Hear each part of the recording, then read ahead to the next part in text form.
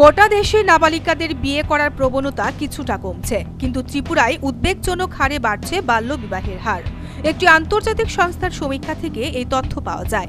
15 থেকে 19 বছরের মধ্যে কিশোরীদের বিয়ের প্রবণতার দিক দিয়ে ত্রিপুরা ভারতের মধ্যে দ্বিতীয় স্থানে।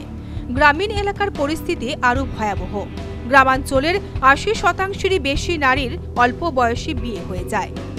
ন্যাশনাল ফ্যামিলি হেলথ সার্ভের প্রতিবেদন উদ্ধৃত করে ইয়ং লাইফস নামে একটি আন্তর্জাতিক সংস্থা জানিয়েছে, 15 থেকে 19 বছরের মেয়েদের বিয়ের নিরিখে ভারতের জাতীয় হার প্রায় 12%।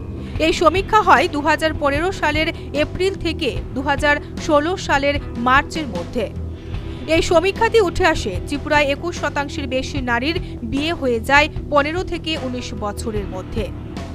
ভারতীয় আইন মতে 18 বছরের নিচে নারীদের বিয়ে নিষিদ্ধ।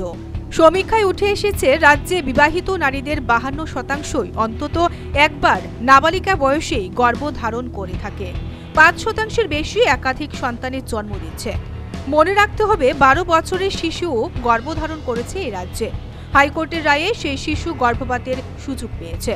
রাজ্যের গ্রামাঞ্চলে বাল্যবিবাহের বিরুদ্ধে সচেতনতা বৃদ্ধির হার খুবই কম। রাজ্য সরকার এইসব বিষয়ের উপর অধিক গুরুত্ব না দিলে পরিস্থিতি আরও ভয়াবহ হয়ে উঠবে। ভারতে 2011 সালে আদমশুমারি অনুযায়ী গোটা দেশে 1,21,00,000 কিশোরী বাল্যবিবাহের শিকার। 2005 থেকে 6 সালে বাল্যবিবাহের হার ছিল 14.1%। তবে 2015 থেকে 16 সালের সমীক্ষা বলছে, গোটা দেশে সেই হার কিছুটা কমেছে।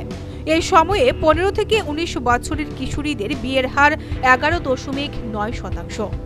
পরীক্ষার প্রতিবেদনে দেখা গিয়েছে, শুধু নিম্নবিত্তদের মধ্যেই নয়, উচ্চবিত্ত বা মধ্যবিত্তদের মধ্যেও রয়েছে অল্প বয়সে বিয়ে দেওয়ার প্রবণতা। আর গর্ভধারণের ক্ষেত্রে এগিয়ে রয়েছে 16 ও 17 বছরের কিশোরীরা। অল্প বয়সে বিয়ে বন্ধ করতে সচেতনতা বৃদ্ধির উপর গুরুত্ব দিচ্ছেন বিশেষজ্ঞরা। তবে এই চিত্র আগামী দিনে আরও ভয়াবহ আকার ধারণ করবে। Bureau report, news vanguard.